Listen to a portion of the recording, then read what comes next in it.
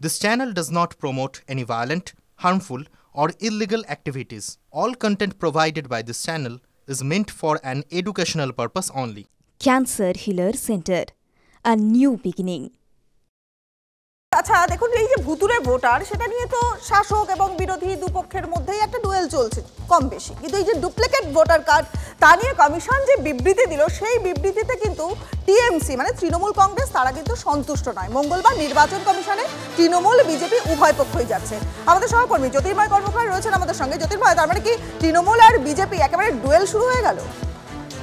একদমই তাই। তৃণমূলের তরফ থেকে সিদ্ধান্ত নেওয়া হয়েছে যে তারা জাতীয় নির্বাচন কমিশনের কাছে দাবি জানাবে যে মোট কত ডুপ্লিকেট ভোটার আইডি কার্ড রয়েছে, প্রথম সেই সংখ্যা প্রকাশ করতে হবে এবং যতক্ষণ পর্যন্ত না সেই সংখ্যা জানা যাচ্ছে ততক্ষণ পর্যন্ত কোনোভাবেই 3 মাসের সময়সীমা দেওয়া তা যুক্তিযুক্ত নয়।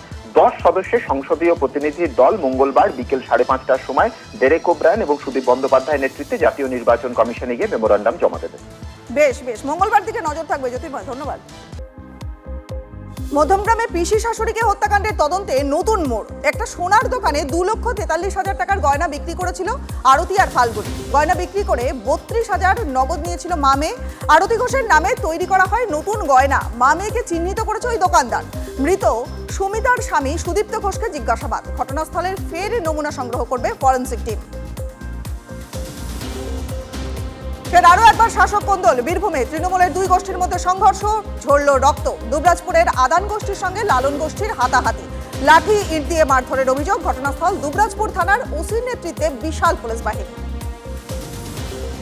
শিল্পতালুক হলদিয়ার টাটা পাওয়ার এলাকায় উত্তেজনা। ভারতীয় মজদুর সংঘের সঙ্গে বচসা তৃণমূল শ্রমিক সংগঠনের সদস্যদের। ভারতীয় মজদুর সংঘের অস্থায়ী অফিস তৈরিতে বাধা দেওয়ার অভিযোগ তৃণমূলের শ্রমিক সংগঠনের বিরুদ্ধে। ভারতীয় মজদুর সংঘের কর্মীদের হেনস্থারও অভিযোগ উঠছে। স্ত্রীর গলার নলি কেটে আত্মঘাতী স্বামী। ঘর থেকে উদ্ধার হলো দেহ। আসানসোলের কুলটির আলডি গ্রামের ঘটনা। স্থানীয় সূত্রের খবর যে ঋণের দায়ে জর্জরিত ছিল পরিবার। তাই অশান্তি লেগে থাকতো তাদের মধ্যে।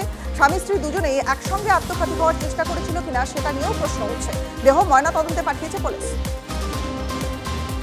নিউটাউনে অভিজাত আবাসন থেকে উদ্ধার ইঞ্জিনিয়ারের ঝুলন্ত দেহ। আবাসন এবং নগরোন্নয়ন মন্ত্রকের ইঞ্জিনিয়ার ছিলেন নবীন ডি চৌধুরী। মাস কয়েক আগেই পোস্টিং হয় মহারাষ্ট্রের এই তরুণের। ফ্ল্যাট মালিকের থেকে চাবি নিয়ে দরজা খুলে দেহ উদ্ধার করা হয়। ইঞ্জিনিয়ারের পরিবারের সঙ্গে যোগাযোগ পুলিশের। ময়নাতদন্তের জন্য দেহ পাঠানো হয়েছে আরজি করে। ভোটার লিস্টে নাম তুলতে অন্যের পদবি চুরি। অপরিচিত ব্যক্তিকে বাবা সাজিয়ে তার নাম পদবি ব্যবহার করে ভোটার তালিকায় নাম তোলবার অভিযোগ। বারাসাতের 1 নম্বর ব্লকের বামনপাড়ার ঘটনা। ডিএম বিডিওর কাছে অভিযোগ দায়ের অভিযোগকারীর। দেখুন, দেশের অর্থনীতিতে গতি সঞ্চার করার সময় ট্রাক চালকরা প্রায়শই তাদের স্বাস্থ্যকে উপেক্ষা করেন এবং এই অবহেলা রাস্তায় ব্যয়বহুল হয়ে ওঠে।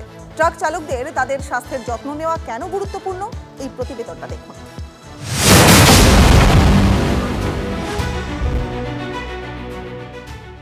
আজ ভারত বিশ্বের মধ্যে দ্রুততম ক্রমবর্ধমান অর্থনীতির দেশগুলির মধ্যে একটি। যদিও একটি দেশের অর্থনীতিকে এগিয়ে নিয়ে যায় তার পরিবহন বিভাগ, যা বহু গুণে নির্ভর করে বাণিজ্যিক যানবাহন চালকদের উপর। ইকোনমিক্স টাইমসের একটি প্রতিবেদনে এই তথ্য জানানো হয়েছে যে আজ দেশের প্রায় 36 লক্ষ ট্রাক চালক আছে। হাজার হাজার মাইল দ্রুত অতিক্রম করার চেষ্টায় বেশিরভাগ ট্রাক চালক প্রায়শই নিজেদের স্বাস্থ্য সম্পর্কিত সমস্যা উপেক্ষা করে থাকেন, যা শুধু চালকদের জন্যই নয়, বরং কোনো বড়সড় দুর্ঘটনা ঘটে ট্রাকে বোঝাই সম্পত্তিরও ক্ষতি হতে পারে।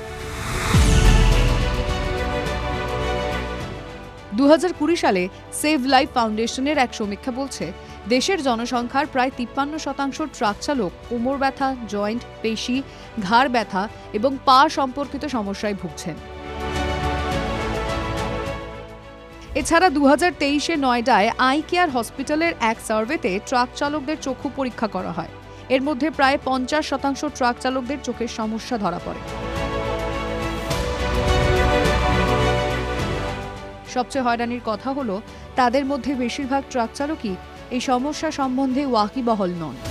बहुत देर चलाते हैं गाड़ी तो आँख पर असर आता है, माथा में चक्कर आता है, पैर हाथ जो है सूजने लगता है। होता है कब कहीं रेस्ट करें, 2-4 घंटा रेस्ट कर ले, लेकिन जो गाड़ी में माल रहता है तो रेस्ट करने का टाइम नहीं मिलता है। দেশের সড়কপথ নিরাপদ রাখতে দরকার ট্রাক চালকদের নিয়মিত স্বাস্থ্য পরীক্ষা। ছোট বড় কিংবা জটিল রোগ সম্পর্কে তাদের সচেতনতা বাড়ালে দুর্ঘটনা কমবে বা প্রতিরোধ করাও যেতে পারে। এই সমস্ত প্রয়োজনীয় পরিবর্তনের জন্য সরকারের সঙ্গে ওইএমএস, পলিসি মেকার্স, ট্রান্সপোর্টার্স, ইন্ডাস্ট্রিজ এবং ব্যবসায়ীদের একজোট হয়ে এগিয়ে আসতে হবে, কারণ তবেই আমরা নিরাপদ যাত্রাপথ সুনিশ্চিত করতে পারব।